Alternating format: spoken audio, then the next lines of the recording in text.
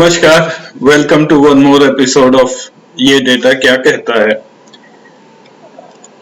आज हम बात करेंगे हुजूराबाद की, एक जहां पे एक छोटा सा बाईपोल होना है, लेकिन पूरा बीजेपी टॉप ब्रास ऊपर से नीचे तक परेशान क्यों है। ये जो बाई इलेक्शन है, इसकी वजह से यहाँ तेलंगाना हैदराबाद में भी अब बीजेपी के फुल पेज एड्स आने लगे हैं। जैसा कि हमने यूपी में देखा, वहां पे जैसे फुल पेज एड बीजेपी देता है, वो यहाँ भी शुरू हो चुका है। ये जो आप फुल पेज एड देख रहे हैं, इस पे जो तस्वीर है वो है संजय बंडी की, और पीछे स्मृति ईरानी, जो कि हाल ही में हैदराबाद जो आई थी, उनकी वजह से ये एड निकला था। जस्ट मैं आपको बता दूं कि एक एड की कीमत कितनी होती है। डेक्कन क्रॉनिकल एक कांग्रेसी अखबार है। टी चंद्रशेखर राव इसके मालिक हुआ करते थे, जो कि कांग्रेस के एमपी थे। इसमें फुल पेज ऐड देने का फ्रंट पेज का जो प्राइस है वो है 4,225 रुपया पर स्क्वायर सेंटीमीटर, और करीब करीब 1700 स्क्वायर सेंटीमीटर का एक पेज होता है। तो आप खुद ही अनुमान लगा लीजिए, ये करीब 71 लाख रुपया होता है। तो आजकल ऐसे फुल पेज ऐड बीजेपी ने यहाँ तेलंगाना में देने शुरू कर दिए हैं। अब वो कितना पैसा इस पर खर्च कर रहे हैं वो उन्हें ही पता है। हुजूराबाद के बारे में मैं आपको जल्दी से बता दूं, हुजूराबाद में बाई इलेक्शन यहाँ पर ड्यू है। ये करीमनगर डिस्ट्रिक्ट में एक मंडल है जिसकी पॉपुलेशन करीब 74,000 की है, सेंसस 2011 के अनुसार। यहाँ पे सेक्स रेशियो 982 है और लिटरेसी रेट 70%, 70.17% है। यहाँ पे पोल अनाउंस हो चुका है, अक्टूबर 30 को यहाँ बाई पोल होगा और रिजल्ट 2 नवंबर को दिए जाएंगे। ये सीट जो थी ये वैकेंट हुई थी यहाँ पे ईटला राजेंद्र, जो कि यहाँ एमएलए और मंत्री भी थे टीआरएस के, उनके रेजिग्नेशन की वजह से। तो आज के इस एपिसोड में मैं बताऊंगा कि ये एक छोटा सा शहर जो है, वहां का एक छोटा सा बाईपोल इतना प्रेस्टिजियस क्यों हो गया है बीजेपी के लिए, और यहाँ पे क्या राजनीति खेली जा रही है। यहाँ की राजनीति समझने के लिए थोड़ा सा मैं लेके चलता हूँ 2018 का जो असेंबली का इलेक्शन हुआ था तेलंगाना में। ईटला राजेंद्र, जो कि 3-4 टाइम्स यहाँ के एमएलए रह चुके हैं, वो यहाँ से जीते थे, टीआरएस के कैंडिडेट थे। 59% वोट से वो जीते थे। उनके नियरेस्ट राइवल रहे थे कौशिक रेड्डी, जो कि 34% वोट जिन्हें मिले थे। बीजेपी 5वें स्थान पर था, जिन्हें 1% से भी यहाँ कम वोट मिले थे। 2018 का जो असेंबली पोल था, उसमें जो पार्टियों की स्थिति थी वो कुछ ऐसे रही थी। टीआरएस यानी कि तेलंगाना राज्य समिति 119 जगह से लड़ी थी, 88 सीट्स उन्हें आई थी, 47% उनका वोट शेयर रहा था। फिर इंडियन नेशनल कांग्रेस 99 जगह से लड़ी थी, 19 जगह जीती थी, 34%, 34.54% वोट शेयर। ये वोट शेयर उन जगह से है जहां से वो लड़े थे। AIMIM जो है 8 जगह से लड़ी थी, 7 पर जीती थी, 47% वोट शेयर। और बीजेपी 117 जगह से लड़ी थी, 1 सीट मिली थी, 7% उनका वोट शेयर था। तो 2018 में टीआरएस ने एक तरह से वाइप आउट किया था ऑपोजिशन को, और वो और AIMIM ने मिलकर सरकार बनाई थी। हुजूराबाद कॉन्स्टिट्यूएंसी से ईटला राजेंद्र 4 बार पहले चुनाव जीत चुके हैं, 2009 से टीआरएस के टिकट पर। तो ये टीआरएस पार्टी के बहुत पुराने सदस्य हैं। ये मंत्री भी रह चुके हैं। 2018 तक ये फाइनेंस मिनिस्टर थे, और जब केसीआर ने 2019 के चुनाव के बाद अपना कैबिनेट एक्सपेंशन किया, तब भी इन्हें मिनिस्टर रखा गया medical health and family welfare का। कोरोना के दिनों में यही मंत्री थे, और इनकी परफॉर्मेंस उन दिनों कुछ खास नहीं रही थी। ईटला राजेंद्र का फॉल आउट केसीआर से पिछले 2-3 साल से धीरे धीरे होता रहा है, और ये जो गैप है दोनों में बढ़ता रहा। ईटला राजेंद्र कहीं पे अपने को पार्टी से ऊपर समझने लगे थे और कुछ ऐसे स्टेटमेंट्स प्रेस में देते थे जिससे केसीआर को बहुत परेशानी होती थी और एम्बैरेसमेंट होता था। कई बार वो पार्टी लाइन के अलग भी बोले हैं, खिलाफ भी बोले हैं। तो ये धीरे धीरे बिल्डअप होता रहा और फाइनली इन पर एक करप्शन केस लैंड ग्रैबिंग का लगा था, जिसकी वजह से केसीआर ने इनको बर्खास्त किया। ये पार्टी छोड़कर चले गए, बहुत नाराज भी हुए और जाके इन्होंने बीजेपी को ज्वाइन कर लिया and BJP was ready to take him with open arms. तो इसी वजह से ईटला राजेंद्र को रिजाइन करना पड़ा। उस रेजिग्नेशन की वजह से ये सीट खाली हुई और हजूराबाद में बाईपोल अनाउंस हुआ। अब चलते हैं जनरल इलेक्शन 2019 की तरफ। ये लग रहा था 2018 असेंबली का इलेक्शन का रिजल्ट देख के कि टीआरएस स्टेट में बहुत स्ट्रांग है, लेकिन 2019 इलेक्शन जनरल इलेक्शन में टीआरएस को एक if not a shock they were startled, एक धक्का लगा था। यहाँ पे लोकसभा की सीट्स जो हैं वो 17 हैं। टीआरएस को 9 मिली, बीजेपी को 4, कांग्रेस को 3 और 8 एआईएमआईएम को। तो ये रिजल्ट थोड़ा सा चौंका देने वाला था। और करीमनगर लोकसभा सीट से जीते बंडी संजय कुमार। बंडी संजय कुमार इस वक्त बीजेपी के स्टेट अध्यक्ष हैं, राज्य अध्यक्ष हैं।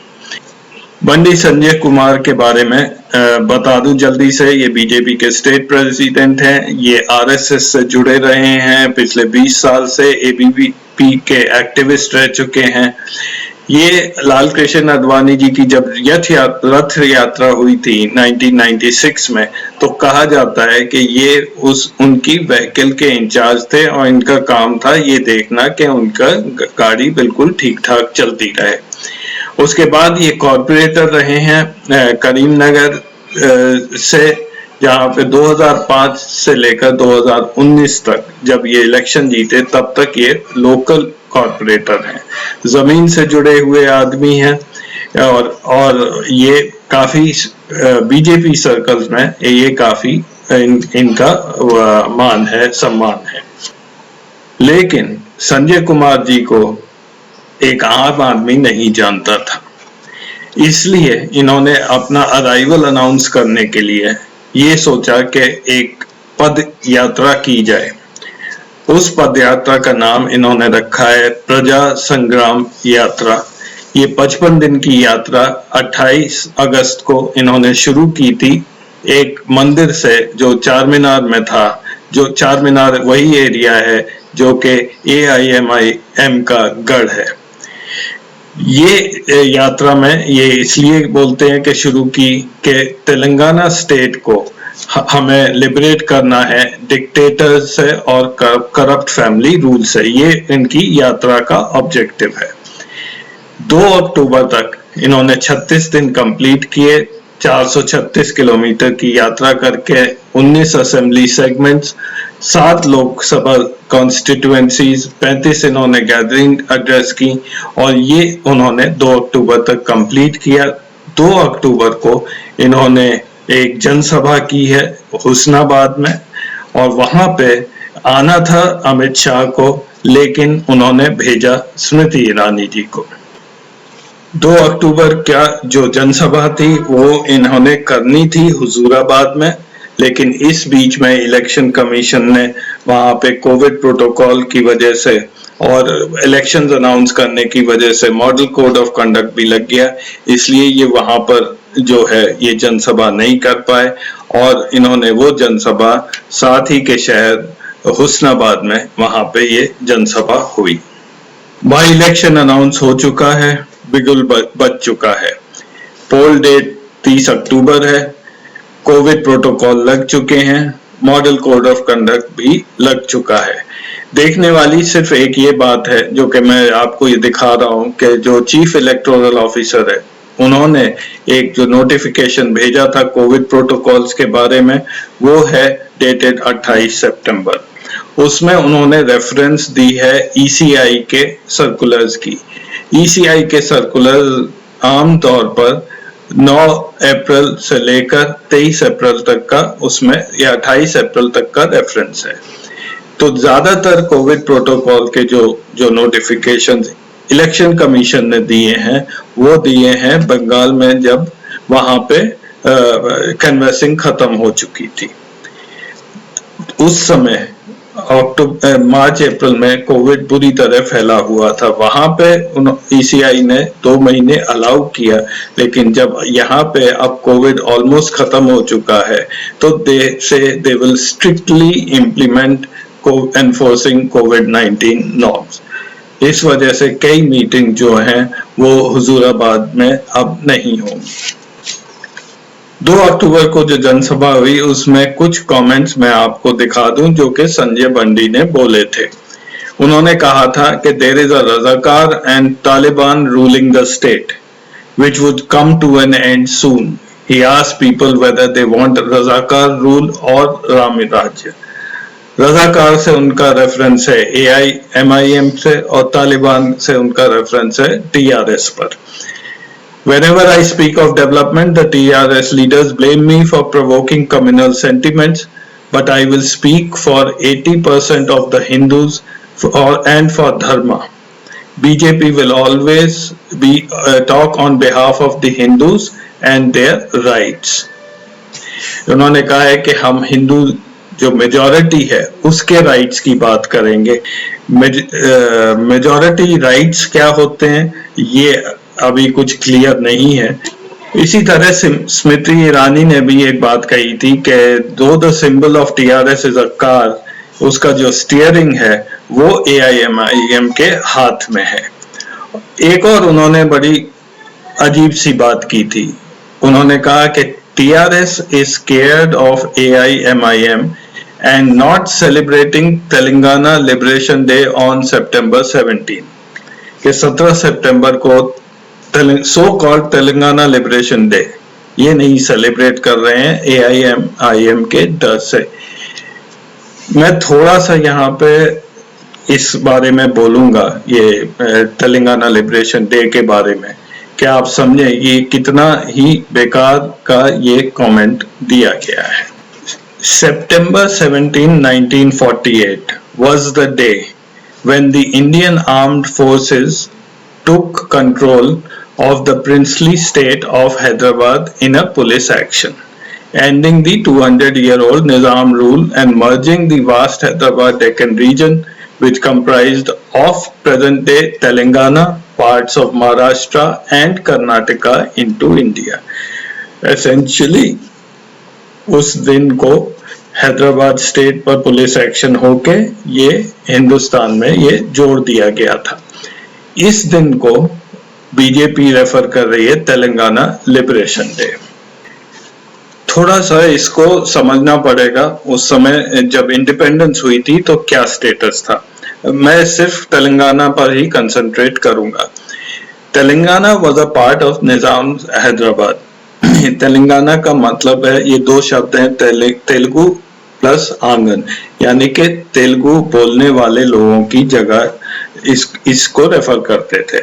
बाकी एरिया निजाम के अंदर महाराष्ट्र में थी और कर्नाटक में थी जो कि मराठी और कन्नड़ स्पीकिंग एरियाज थे। Telangana was never a part of Andhra Pradesh. जब इंडिपेंडेंस हुई और रीऑर्गेनाइजेशन की बात हुई, Andhra Pradesh was carved out of Madras presidency in 1953, whereas Hyderabad state continued in existence till 1956.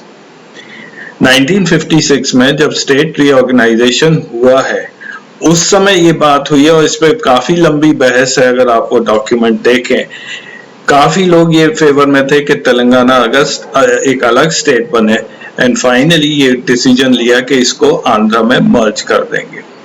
तो Telangana became a part of Andhra Pradesh.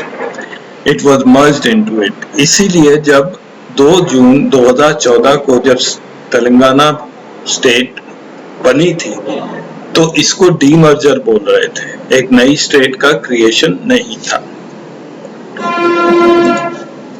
ये है मैप ब्रिटिश इंडिया का।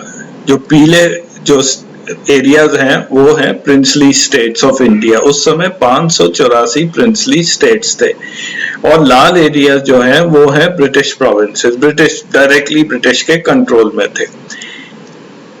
हैदराबाद के अलावा और कश्मीर के अलावा 4 और ऐसी जगह थी who had refused to join India. वो था ट्रावनकोर, जोधपुर, भोपाल और जूनागढ़। जूनागढ़ में भी, जूनागढ़ पाकिस्तान में जाके जुड़ चुका था, उसको जबरदस्ती वापस लेके आए हैं। तो इनके भी dates of accession to the Indian union ये अलग अलग दिन हुए हैं।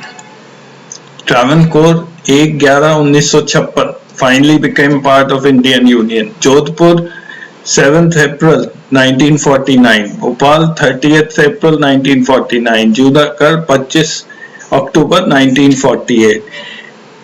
आप तेलंगाना का लिबरेशन डे मनाना चाहते हैं, ये 4 जगह का भी मनाना चाहिए फिर उस हिसाब से। मतलब ये बिल्कुल ही बेकार एंगल बीजेपी ने शुरू किया है और जिसका कोई हिस्टोरिकल रेलेवेंस नहीं है और केवल एक पॉलिटिकल माइलेज के लिए ये शुरू हुआ है। ये मैं कुछ वेब से और पेपर के कटिंग दिखा रहा हूं जो कि अगस्त में आई थी। अमित शाह जी को आना था 17 सितंबर को यहाँ पर, फिर बात हुई कि वो 2 अक्टूबर को आएंगे। अब वो दोनों टाइम नहीं आए, इसका क्या मतलब है? अमित शाह जी यूपी में भी नहीं जा रहे हैं, उनको तेलंगाना आने से भी रोक दिया है। जहां तक मेरा पर्सनल ओपिनियन है कि अब अमित शाह जो हैं वो इतने बैकफुट पर हैं कि उनका वो चाणक्य वाली इमेज इतनी नीचे चली गई है कि अब पार्टी रिस्क नहीं ले रही है उन्हें कहीं भी भिजाने के लिए जहां पे बीजेपी की 100% जीतने की उम्मीद ना हो। तो अब जो कैंडिडेट्स हैं उनका लिस्ट आ चुका है। बीजेपी से ईटला राजेंद्र 57 ईयर ओल्ड हैं, टीआरएस से गेलू श्रीनिवास यादव 36 ईयर ओल्ड और कांग्रेस से वेंकट बालमूर, ये एक युवा लीडर हैं, यूथ कांग्रेस से हैं 29 ईयर ओल्ड। ये प्रमुख जो हैं ये 3 कैंडिडेट्स अपने पेपर्स फाइल कर चुके हैं। ईटला राजेंद्र के बारे में ये एक बात बता दूं कि पहले वो अपनी पत्नी से पेपर्स फाइल कराते हैं, उसके बाद वे स्वयं करते हैं और बाद में उनकी पत्नी विड्रॉ कर लेती हैं। ईटला Rajendra thinks this is a good omen for him and he has been following this tradition since 2009। अब मैं आपको दिखाता हूं ये सारी राजनीति का बेसिस। यहाँ पे मैंने तेलंगाना की डेमोग्राफी और कुछ सिटीज चुने हैं। तेलंगाना में 85% हिंदूज हैं, 12.69% जो हैं वो मुस्लिम्स हैं और बाकी छोटे छोटे परसेंटेज में सिख्स, जैन और अदर्स हैं। मेजर यहाँ पे 2 ही हैं। ये 2011 का डेटा है। अब अगर आप देखें तो आदिलाबाद में बीजेपी जीती थी, वहां पे मुस्लिम कंसंट्रेशन है 37.5। करीमनगर में बीजेपी जीती थी, वहां मुस्लिम कंसंट्रेशन है 20.7%। निजामाबाद जो है मुस्लिम पॉपुलेशन 38% है। जहां जहां पे मुस्लिम्स की तादाद परसेंटेज ज्यादा है वहां पे बीजेपी के जीतने के चांसेस ज्यादा होते हैं। हैदराबाद में 43% है, वो इतनी ज्यादा है कि यहाँ पे वो थ्रेशोल्ड लेवल से ऊपर है और यहाँ पे AIMIM ही जीतती आई है और फिलहाल वो जीतेगी। बाकी जगह जहाँ पे मुस्लिम कंसंट्रेशन कम है वहां पे बीजेपी के जीतने की पॉसिबिलिटी कम होती है। तो इस हिसाब से जो नेक्स्ट जो टारगेट्स हैं सिटी जहां पे बीजेपी एक्टिव होगी, महबूबाबाद और वारंगल, और ऑलरेडी संजय बंडी बोल चुके हैं कि सेकेंड फेज में वो वारंगल से शुरू कर रहे हैं अपनी पद यात्रा। तो ये तो था बीजेपी क्या कर रही है। तो क्या टीआरएस चुप बैठी हुई है? टीआरएस इस बार बहुत साइलेंटली अपना काम कर रही है। जब ईटला राजेंद्र ने रिजाइन किया तो केसीआर ने अपने 3 मंत्री वहां ट्रांसफर कर दिए, led by Harish Rao the finance minister and G Kamalakar जो कि एक दलित लीडर हैं और I think minister for backward affairs और बैकवर्ड वेलफेयर समथिंग एक और मिनिस्टर हैं। ये 2 मिनिस्टर्स को इन्होंने हुजूराबाद भेज दिया और वहीं पर ये महीनों से कैंप कर रहे हैं। तो अच्छा, ये सारा डेवलपमेंट काम हरीश राव के देख रेख में हो रहा है और ये हरीश राव के लिए भी टेस्ट है क्योंकि बीच में एक बाईपोल दुबक का हुआ था। दुबक जो कि मेदक डिस्ट्रिक्ट में है, वहां पे टीआरएस 70-80 वोट से हार गई थी, वो के एक बहुत बड़ा शौक था। वहां पे भी हरीश राव इंचार्ज थे, तो एक तरह से ये हरीश राव के लिए भी मेक और ब्रेक सिचुएशन है। उधर केसीआर ने एक और स्कीम चलाई है जिसको बोलते हैं दलित बंधु। दलित बंधु के बारे में आप नेट पर देख सकते हैं। अगर आप नहीं जानते हैं तो ये हिंदुस्तान की सबसे बड़ी डायरेक्ट बेनिफिट ट्रांसफर की स्कीम है। यहाँ पर आप सुनकर बहुत ताज्जुब होगा कि ये दलितों के लिए है और दलितों को बिजनेस स्टार्ट करने की स्कीम है। सरकार उन लोगों को 10 लाख रुपया देती है without any bank guarantee. 10 lakh रुपया, ये कोई 6,000 2,000 फार्मर्स के लिए ये उस टाइप का नहीं है। 10 लाख रुपया पर दलित फैमिली ये पैसा दिया जाता है। 2,000 करोड़ केवल हुजूराबाद के लिए सैंक्शन हुआ है और जहां तक मेरी खबर है ये डिसबर्स भी हो रहा है और हरीश राव ये डे टू डे ऑपरेशन करके जितनी दलित फैमिलीज हैं उनके बिजनेसेस स्टार्ट करा रहे हैं। तो ये एक और ये मॉडल जो है इस पर वर्ल्ड बैंक की भी निगाह है क्योंकि अगर ये मॉडल चल गया तो इसमें रियली दलितों का भी उत्थान होगा, उनका इकोनॉमिक लेवल भी इम्प्रूव होगा, वो सरकारी नौकरी पर नहीं डिपेंड करेंगे, सेल्फ एम्प्लॉयमेंट उनका बढ़ जाएगा। तो ये हम भी देख रहे हैं कि इसमें क्या होगा, बट ये एक पॉलिटिकल टूल की तरह से फिलहाल इम्प्लीमेंट किया जा रहा है। तो इसका जो गणित है, अर्थमेटिक है, वो बहुत क्लियर है। 18% दलित हैं स्टेट में, 12% मुस्लिम है। ये टीआरएस का टारगेट है इन लोगों के लिए। तो 30% ये हो गए और अगर हिंदूज के वोट डिवाइड हो जाते हैं 50-50 तो TRS will see themselves through in this by election most probably. तो ये है टीआरएस का जवाब बीजेपी के लिए। ज्यादा शोर नहीं मचाना, बट ग्राउंड लेवल पे आप काम करते रहिए। और इसी वजह से संजय बंडी ने कई बार कहा है कि TRS is purchasing the votes. तो हुजूराबाद देखने के लिए एक बहुत ही दिलचस्प बाई इलेक्शन रहेगा। सब लोगों का प्रेडिक्शन है it will be a very bitter fight. कितना लो लेवल्स तक ये पार्टी जा सकेंगी वो भी देखना पड़ेगा। क्या भाषा का इस्तेमाल होता है वो भी देखना पड़ेगा और क्या बीजेपी अपने सारे टॉप लोगों को एक्सपोज करेगी ये भी देखने वाली चीज है। तो आज के लिए इतना ही। नमस्कार।